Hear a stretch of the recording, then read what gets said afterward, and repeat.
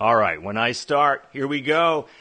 Welcome, I'm David Ward. This is Musicians on the Record, the show where we bring you the musician's story. So glad you've joined us today. This very special guest on the show, a woman who I recently got to see play live, blew my mind with her band. Steph Paynes from Lez Zeppelin is on the show with us live today. Welcome, Steph. Thank you. Good afternoon, Dave. Thanks for having me. Oh, my pleasure. My pleasure. And thank you for your music. Thank you for being here. I'm in the MOTR Studios in Portland, Maine. You are in New York, correct? New York City. Absolutely. New York City. That's the place to be. So it's a different sort of feel than Portland. Yes. Portland's right. cool. We just saw you up there. That's right. It was a fantastic show. Thank you. Yeah. Great lobster. Yes. Right. Very nice people. Yeah, right. And I'm sorry, I didn't get a chance to give you the key to the city up here. They haven't given me that authority yet. I'm working on that. So sometime in the future. So for folks who are watching. Shaped like a claw, the key? Yeah, there you go. Lobster claw, right? That's Exactly. right. Yeah. So folks who are watching, whether live or in the replay, tell us where in the world that you are watching. We're going to talk with Steph. So the first thing, we had a chance to interview you and the band. You guys are on a little bit of a break and then heading to Australia, right? A couple of weeks. Yeah. Tell us about that. Super excited. Yeah. And, we've been into a lot of amazing places, and a lot of places you wouldn't think that a band like this would bring you to. I mean, sometimes it almost feels like we are Led Zeppelin because of the way we travel and the places that we've been going. But Australia has eluded us up until now, so we are really excited to go down there. I think it's way down. And they're really excited. I've been doing a lot of interviews with all sorts of journalists out there and radio stations, and there's a great buzz, and they're really, they love rock and roll down there, and this kind of classic rock particularly.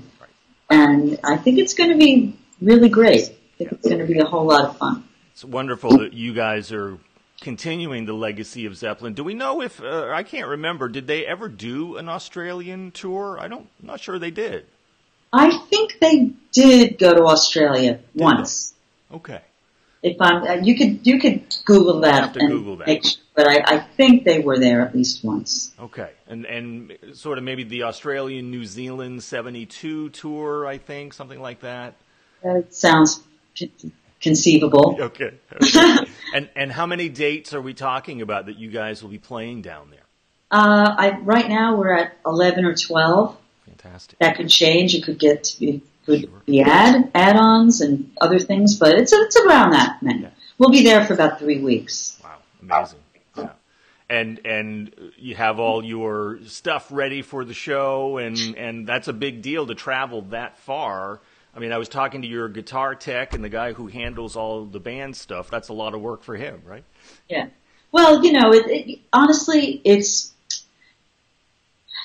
a pretty easy, pretty simplistic setup. If you think about it in terms of modern day gizmos, why don't I just use that word? Right. But since we're Jimmy Page's setup, as it were, was really bare bones. I mean, it was a bunch of guitars, which are important, of course, the types of guitars, but there was really just not much. A wah, a phase pedal, an occasional Octavia pedal, which wasn't even used that much. Maybe a fuzz bass, which again, not even used that much. So I mean, it's really playing the guitar, which is an art that people don't pay, I think, enough attention to. But by just using the volume knobs and the tone knobs, you can control so much on a guitar that way. So that's really kind of what he did, which makes it harder because you're not overdriving things to the point where you can just touch it and it will play itself. But it also makes it easier because really it's almost like just plug and play. So going to somewhere like Australia, I could take I'm going to take a very small pedal board with a couple of effects, maybe 3 or 4. And that's it. The Echoplex, I may take my Echoplexes. That's the one big thing. But, you know, I may cheat and take a Captain Bread little box, because the echo plexes, when I tend to take them in their road cases, they just get destroyed. I've destroyed many echo plexes, so they just get banged up. So we'll see. We'll see. Now, are you also, because I don't remember seeing it, but are you also doing the theremin as well? Oh, yeah. Yeah. Wow. Yeah. When did you first start learning how to play a theremin? Thank you for saying that I've learned to play it. Yes. Well, you know, when I engaged in this endeavor here, that was one of the things that I had to learn. So, you know, I mean, the whole thing about doing this band, I was about to say a band like this, but I had never any intention of doing a band like this. I just wanted to play Led Zeppelin, and it became this, is to sort of, you know, part of the allure of the whole thing is to go into whatever artist you've chosen and to really learn the craft of what that band did. So, you know, for me, the whole point was getting Jimmy's, you know, mojo in there, you know, the way he played, the stuff that he played, the guitars he played, and the various different, the bow and the theremin, all of that's part of it. So we like to stay very authentic to that. So I started with theremin immediately. As soon as we started the band. I mean, it was up there. I'm not saying I played it that well, right. But, you know, you can fake it a little bit. Now it definitely feels like an instrument that I can play. You got that sound down, the Jimmy sound down on it. There's techniques to it. Yeah.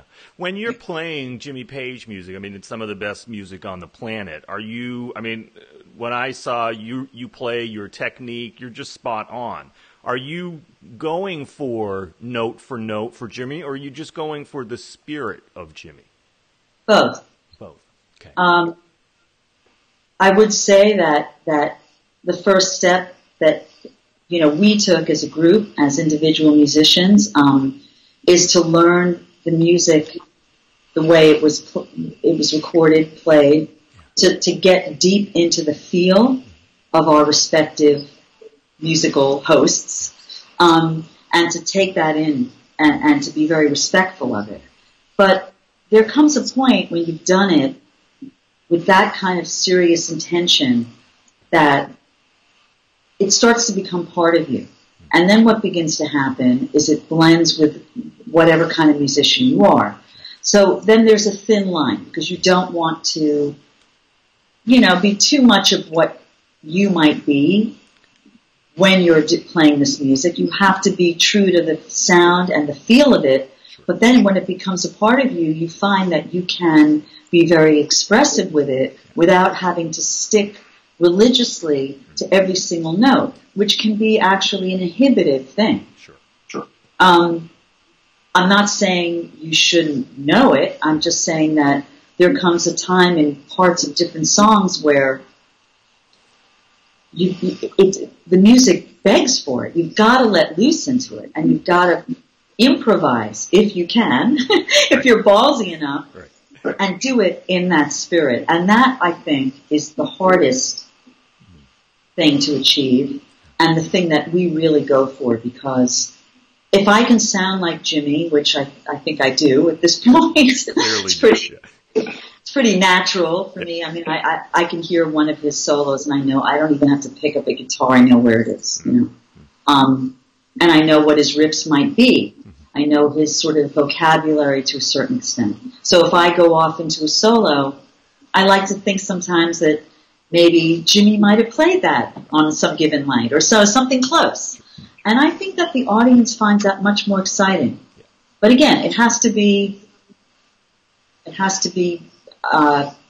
authentic and accurate in a certain way. And just one last thing without going on too much, but I wouldn't sacrifice note for note for the feel or the spirit. You compare the spirit or the note for note. I think if you had to pick one over the other, you would pick spirit, in my opinion.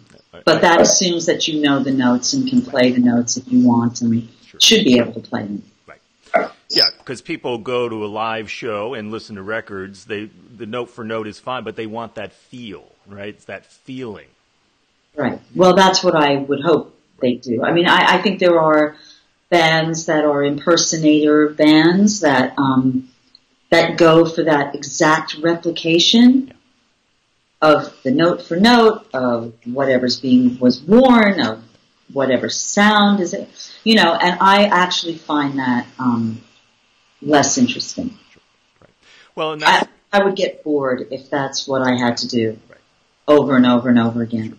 And I think I speak for everyone in the band. Yeah. But these, you know, everyone in the band is a good enough musician. I mean, you really have to be a great musician. I don't want to, you know, sort of pat ourselves on the back in that obnoxious respect, but you do have to be at a certain place in your musical maturity to understand what that is that Led Zeppelin had and what those four guys did together on stage. And it's a very deep, it's a very layered thing. It's not just the notes, it's not just the energy, it's not just the running around the stage or getting the, you know, the moves right or the sound of a voice right. It's not. It's even deeper than that. No question. Yeah, and all of you are incredible musicians. I mean, it's not just like me and my buddies in my cover band. You got to be able to play Led Zeppelin music. You have to be an incredible musician, and you are. There's no question. And you know that's how they played. They didn't play note for note when they played live. They riffed on that. They improvised. That's one of the things that I love about them. It made them great, right? Well, exactly. I mean, we like to think that what we're doing is what they did live. We're not replicating the records. Sure. We would need many more musicians on stage to do that. Right. I mean, we would. I mean, there are 10 guitar lines in any given song. You need at least 3 guitar players to cover this territory, or it's not going to sound like the record. So that's number one. But there's something about, I mean, the thing about Led Zeppelin live, as in a lot of these bands of that era, and bands, I guess, that are jam bands now, I suppose. But they played together with each other in the moment. So that playing was very spontaneous.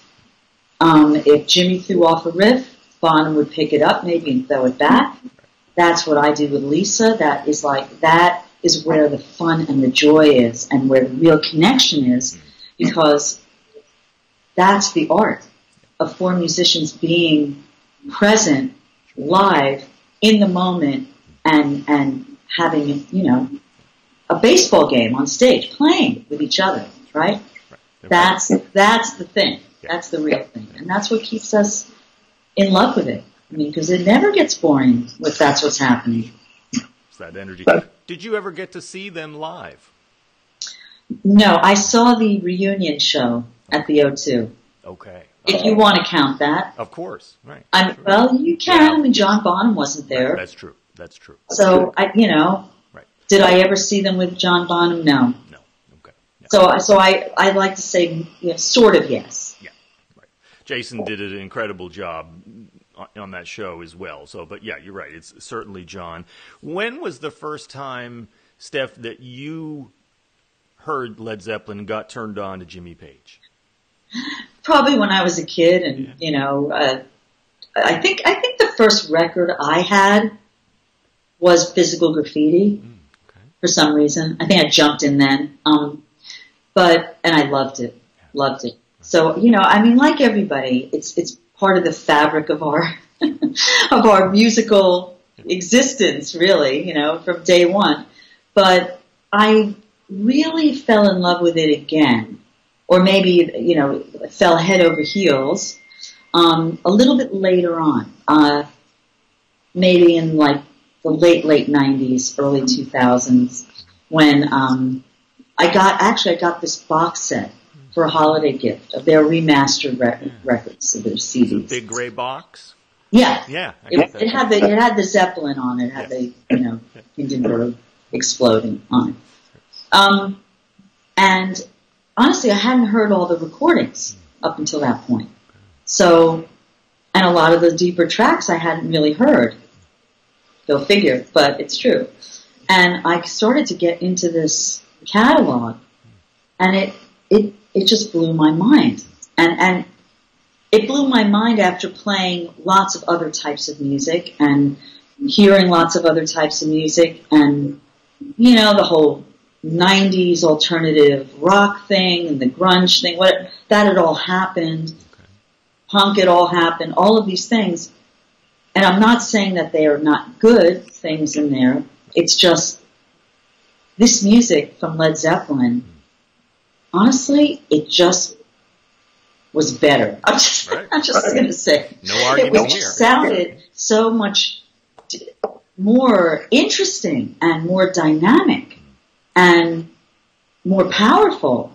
It wasn't just one color. It wasn't a temper tantrum. It was so many things. And it really withstood the test of time. It really stood up to all that stuff. So that's when I became really deeply interested in it. And when I really just came up with the idea, oh, I want to just play this music for fun. Yeah. Just for fun. Okay. To sort of, you know, indulge myself, as I'm known to do sometimes. Right. So and that's when you decided to start the band? Yeah. Yeah. Okay. And it was a very naive thing. I mean, it was a very, you know, casual. Yeah. Oh, I'll just get a bunch of girls together. I thought girls would be much more fun. Sure. My marketing instinct was right. But I'd also had another girl band that was super powerful called 1-900 Box. Band that should have made it. Came close. And people used to say we were like Led Zeppelin a lot. So I thought, okay, well that band was the most like Led Zeppelin that I've played in. So I guess it needs to be all girls. Right. So that was the idea, and I didn't really know any of the girls. I actually went to the drummer of that band, and she was initially interested, but then I think at some point, rather quickly, she realized this is way too much work. I just don't want to do this. I'm done. I'm done touring, and I really, you know. Yeah. So she kind of stepped down from that, and then I had to find a complete band. Which happened, amazingly. But then, you know, really, the more I talked about it and the more I told people what I was doing, the response, 100% of the time, I would say, was unanimously excited and unanimously enthusiastic. It was clearly a good idea. Yes, and it certainly has taken off. It was taking off even before it was happening, you know. But, you know, I also realized, the other quick thing I realized was that, boy, this is a lot harder than I thought. This is really, if you're going to do it right, yes. Which I have to tell you I was very concerned about, because now that I've decided we were all going to be female, you know, in 2004, and still today, being an all-female band is met still with the greatest amount of skepticism. I'm not saying that you can't be a great female guitar player. Mm-hmm. There are many, and there are many great female drummers. There are many great female bass players, etc. Seeing them all together in one band that plays music like Led Zeppelin, rare. Just doesn't happen. So I felt that the gauntlet had been thrown, and I also felt we had a great responsibility to be really amazingly great. Yeah. Like much better than the guys. We had to be better because we would be taken down a few pegs, so we had to be much better. This is the way it is when you grow up this way, as a girl wanting to play this stuff. Right. Yeah. Was it affirmation because you have met Jimmy Page, and was that affirmation that, hey, we're doing a pretty good job here when you met him and sounds like he loved the band? Right. Yeah. Absolutely. But I will say this for Jimmy. Jimmy did not approach this with any kind of sexist preconceived notion. I will say that. He didn't love what he saw because he thought we were great for girls or it was girls. He never even mentioned that, ever. It was never part of our conversation, any conversation I've ever had with him. And it was never really deeply considered. He loved it because of what we were doing with it. He loved it because we were playing it in the proper spirit.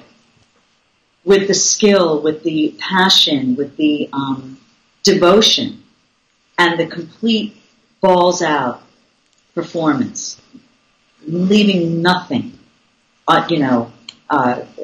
behind. It was just, you just do it with everything you've got. And I mean, he's often said that, but that's what we do, and it's exhausting. That's what you do, and that is the way the music should be played, and that's why he was so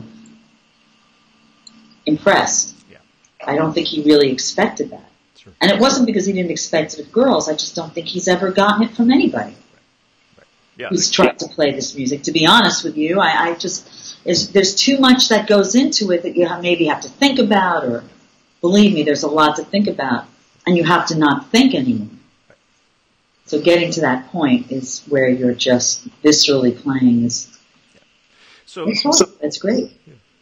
And I want to talk about, you've got a new record coming up and production and the she-rock stuff. But before we go there, obviously this is not your first rodeo. I'm really interested in maybe just a snapshot of, somebody's story of like, how did you get here? When did you first start playing guitar? Who were your influences, important teachers, all of that?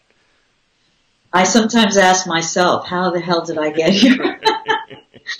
Believe me, I had no idea that I would be in some band that plays Led Zeppelin's music for 14 years or whatever. It's crazy. But I did want to play the guitar since I was about 5 years old, 4 or 5. It was one of those things, I don't know if you're born with it. I don't know if it's who you see playing it, but I was struck, dumbstruck, thunderstruck, struck by lightning, all the above, when I saw, footage of guys like Eric Clapton and Jimi Hendrix and all that. And that's what I wanted. And of course, hot on the heels of that notion, when I was 5 or 6 years old, was the second thought, which was, you can't do that because you're a girl. So.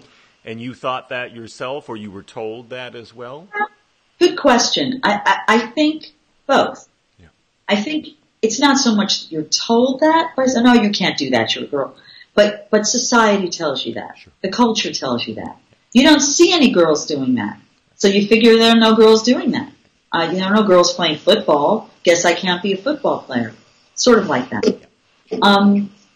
So that was sort of hot on the heels of that thought. But of course, being stubborn, I did it anyway.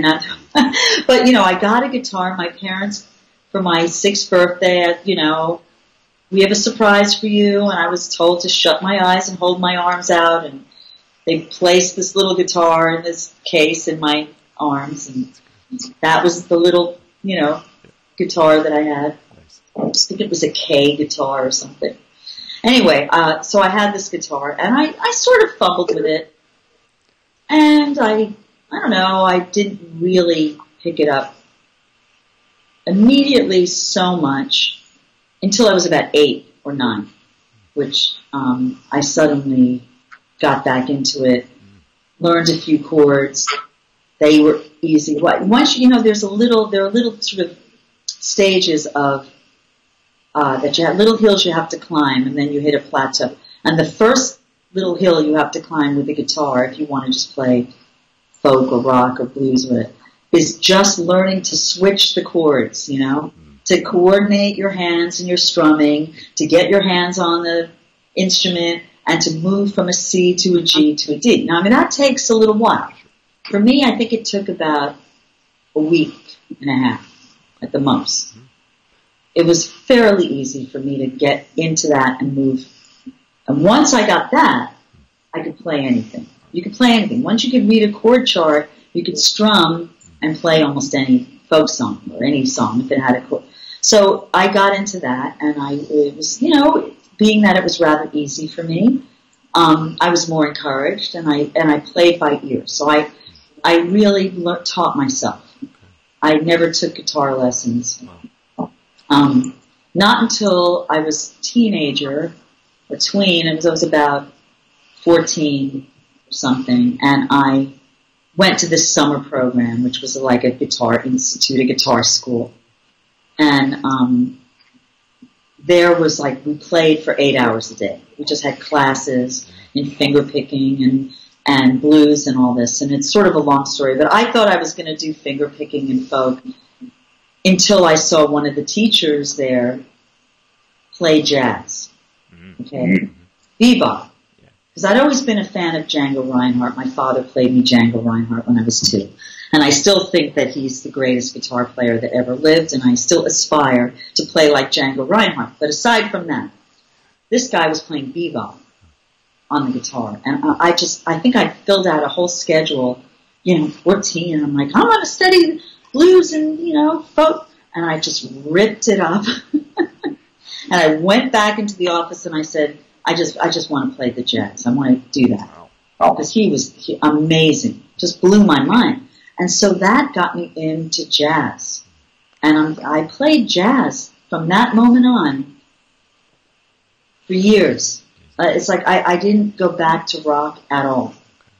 In fact, there were many in high school. I played in jazz bands and did all of that on chord charts, and I was learning sort of finger style and copying Joe Pass and all this crazy stuff, which is really heavy duty. It's really difficult. Yeah, but it was a great way to approach it because I didn't get into a kind of cliched rut. Most guitar players, they start with a blues scale, they start with this, they're copying their rock guitar solos. I just didn't do that until much later. And I was playing all this whacked out, literally out stuff. And my ear training was just a different orientation, and it came in really handy later because it had sort of freed my mind from the beginning. You know what I'm saying? It was just I came around it backwards. Sure. But anyway, that's what I did for a long time. I wouldn't play a major chord until I was, I don't know, like 20 years old or something. And then I finally was forced to, when I was playing with a punk band or whatever, new wave punkish band, to play major chords. So then I came back and refound my initial love of all this sort of British, blues rock, which was my initial inspiration. So that's kind of it. It's fantastic. I mean, you're blowing my mind just with learning. You first learned it on your own, which is incredible enough, and then did some school. But what was the dream that was developing for you, Steph, at that moment where you said, I want to take music somewhere? Yeah. Well, I had very grandiose ideas of what I was going to do. Don't we all, right? I wrote songs and I wrote music too, so I had a lot of original bands, as most of us have had, and certainly everyone in Lez Zeppelin has had original projects from here to the wazoo. And they were good groups and lots of different styles. But, I think that part of me had this grandiose idea I was going to be like Jimi Hendrix, and part of me had this completely contrasting idea that I'll never play anywhere near any of these people. And the two of them were constantly at battle, which, looking back on it, was actually quite good in some ways, because I never stopped, critiquing myself and I was never satisfied. I'm still not satisfied, and maybe that's bad, maybe that's good, but I'm not satisfied with the way I play. Okay. Some nights I think are better than others. Sometimes I listen, I go, yeah, it was pretty good. Yeah, I can leave that on the record or whatever. But generally speaking, I feel like I have not hit my potential. Amazing. Yeah, and I kind of think that for an artist, you have to think that your whole life, or else you sort of, I don't know, you become complacent, and, once you really start thinking. Now, that's not to say you shouldn't be confident. Sure. You have to be confident, but you can't think that there's nothing left for you to learn and that you're just, I don't think anybody thought that. None of the great players. Right. So I think that's a sign of a good musician, actually, to say, I need to keep practicing and keep learning my craft, whatever you're playing, right? Oh, absolutely. I should practice a lot more than I do. Sure. Yeah, it must be challenging when you're playing live and on the road and stuff. Yeah, so. It's hard. It's hard to make the time, but, sure. You should. Yeah. We are talking live with Steph Paynes of Lez Zeppelin, the guitarist extraordinaire. Whether you're watching live or in the replay, if you've got a question for Steph, put it in the comments, and we will ask Steph, and she'll do her best to answer. Let's talk about the new record that's coming out and what you can tell us about it, when and what it is, please. When is the great big question mark in the sky, but soon. But we have finished tracking it, and this is the third record we've done, and it's basically Lez Zeppelin and a whole lot of strings. We did a whole record with a string section, not an orchestra. It's not like Led Zeppelin goes to the Philharmonic or anything like that, which has been done a lot. It's not softened in any way. It's the full-on band, the quartet, with basically a chamber group type string section, playing very unusual sort of arrangements of songs you wouldn't think would adapt to strings. Songs like Achilles' Last Stand. I mean, it's so full. Where do you put the strings? But we've done this record, and I'm telling you, it's amazing. It's just amazing. I mean, it's a way that you haven't heard Led Zeppelin before. So we're very excited about it. And that's that we're sort of mixing it, or beginning to mix it, and we may have a few surprises with some people helping us with that. But so we're excited. So I think by this, spring. Late spring, hopefully, we should have at least a bunch of tracks, some vinyl. Fantastic. And where did you record it, Steph? So we recorded it at this amazing studio in Brooklyn, in Williamsburg, called Virtue and Vice. And it's run by this guy named Rocky Gallo, and I can't sing his praises enough. But I met Rocky when we did our first record with Eddie Kramer producing it. Back in 2007, I think. Yeah, it's back a while there. And we worked in several studios with Eddie Kramer. And Rocky was at one of the latter day studios. And I think Rocky may have been the only engineer on that in that adventure that Eddie actually thought was great, or maybe complimented. Rocky would probably argue with me and say, no, he yelled at me the whole time. I mean, Eddie was a tough customer, but Rocky was just super great. I mean, he could just do things in a flash. He was very efficient, and he had great ears. So when he opened the studio, we met like years and years later. He came to a gig and said, hey, I've got the studio. I started recording some stuff with him. That we did the She Rocks tracks. And we did a Christmas record with him. Really? We did a version of Stairway, which we were asked to do for a compilation of Christmas Girl, GRRL band compilation. So we did this silly mixture of Stairway and Frosty the Snowman. That's fantastic. Which became sort of Green Sleeves and Frosty the Snowman. I mean, the whole thing was really quite crazy, but really fun. And, he just did such a great job. So why go anywhere else? So Rocky engineered this whole record, and he'll probably mix some of it and all the rest. But it's Virtue and Vice. It's a great place if anyone wants to do something really cool with vintage stuff. And he's got an old knee board. It's huge. I mean, nobody has that stuff. That's awesome. And is there a title to the album yet, or that's still not to be released yet?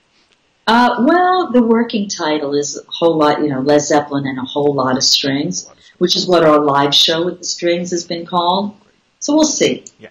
Okay. We'll see. It may stick, it may not. Okay. Now, just tune it a little, tweak. Yes, that's right. You mentioned She Rocks. Can you talk a little bit about that for a second and your contribution and participation in it? Yeah, sure. So She Rocks was a compilation of all female guitar goddesses. I'm not saying it, that's what's on the record. But it's a whole bunch of top girl women who play, like Jennifer Batten and Orianthi and all sorts of players. And it was a concept for Steve Vai's record label, which is Favorite Nation Records. And so he was sort of at the helm of it, and Brad Talinsky was producing it. So it was great. I mean, they asked me to contribute a track, and everybody contributed an original. So, and pretty much they were all instrumental original tracks. So I wrote something for the record and recorded it at Rocky Studio with the girls, with my Lez girls. And it was called The Sun at Her Eastern Gate. And the morning of the recording, it was just funny because we were in there, and I had it in the back of my mind that we would record this piece of music, you know. But we were also, in case it really didn't come out very well, which is again me being the critic, I said, well, why don't we just throw down Lemon's song, just in case, because I could always jam over that. And worst case scenario, I could put that on the record. Okay. Well, the song came out great, so we didn't need to. But we did record Lemon's song, like in an instant, live, because that's just the way we do it. And I get a phone call in the studio, and it's Brad Talinsky, the producer, and he says, you know, I don't know, this is so last minute, I don't know if you could help me out with this, but Lita Ford was supposed to have a track on the record. And she, at the time, she lives in California, there were all of these awful California fires. And her house was in the path. I don't think she lost her house, but she had to evacuate, and it was all of this crazy stuff, and she just couldn't get to a studio and really deal with this. So he wanted to know if there's some way she could play on my track. And I said, well, guess what? We just recorded Lemon's song. I know Lita's a Zepp fan. Would she want to play us on that? And lo and behold, she flipped out and said, yeah, I want to do it. So now we had 2 tracks on the record. So we put both of them on, Led Zeppelin with Lita Ford doing a version of Lemon's song. And she played one solo, I played the other, but it was super cool. That's fantastic. And the name of that album? She played it more like Jimmy Page than I did, because she really studied it. Right. I was going off into all sorts of my visual things, and she had the solo exactly. It was great. That's fantastic. Where can people find that album, Steph? I don't know the status of whether it's distributed in CD form or something. I'm not sure they ever made vinyl, but you certainly can get it via Spotify or iTunes, or it's out there for sure. Just look for She Rocks, right? Yeah. All right, and so a couple more before we wrap up then. Lez Zeppelin has a new production coming up that you might be able to tease us a little bit, tell us a little bit about that. What is all that? Well, we've been sort of, brewing up something for a while and working in our little sort of magical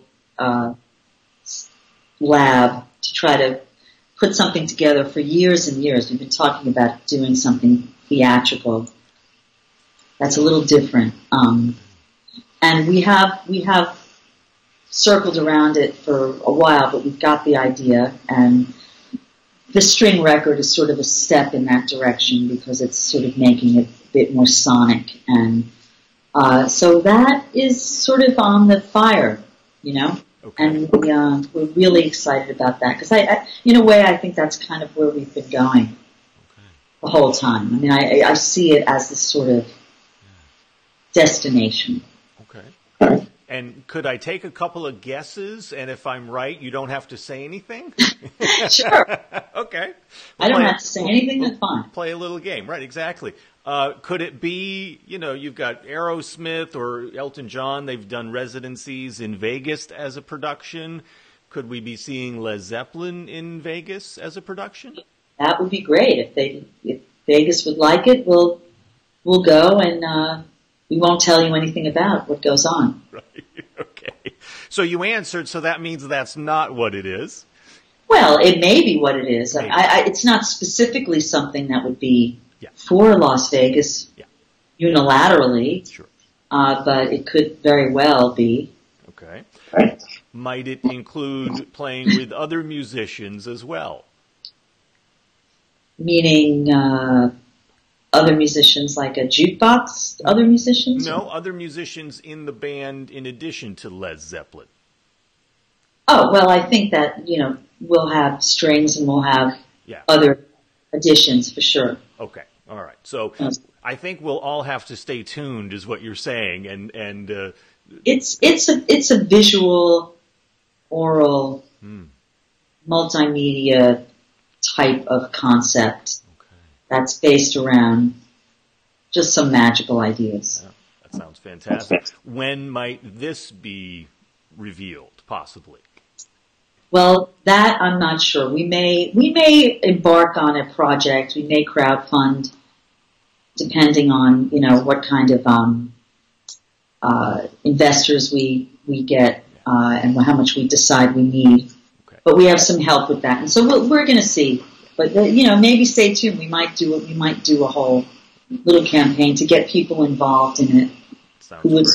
Many of our fans, they're very true, and they really are devoted, and they really want to be a part of it. Led Zeppelin means a lot to a lot of people. That's the thing that I think I've found on this journey that's possibly the most striking, is that this music is just so important to so many people in a way that a lot of music is not. I mean, I'm not saying it's not good music, but there's something about this music of Led Zeppelin's that reaches people and affects them and changes them and brings them to a place that's very special, and they care a lot about it, and they want to be a part of it. And we find a lot of people like that at our shows that come back, and they're just really inspired and thankful. It gives them joy and stuff, and so they want to be involved. So, in a way, it'd be nice to sort of find a way to do that, so people could get closer to the group and possibly help create something. Sure. Yeah, and what you're doing is incredible, because with all of this Led Zeppelin music, we get this intense attachment to it. You've got it. I've certainly got it as well. I want to say thank you so much for your music today, Steph, your musicianship and playing live. If you want to check out more, go to stephpaynes.com and lezzeppelin.com, where you can see all the tour dates. Have a blast in Australia. We will be watching. And whenever you're ready to reveal the mystery production, let us know, and we'll post it on the MOTR page. We will help as much as we can. Okay? Absolutely. Yeah. Thanks so much for having me. It's a pleasure. My pleasure. Thanks so much, Steph. Appreciate it. Cheers.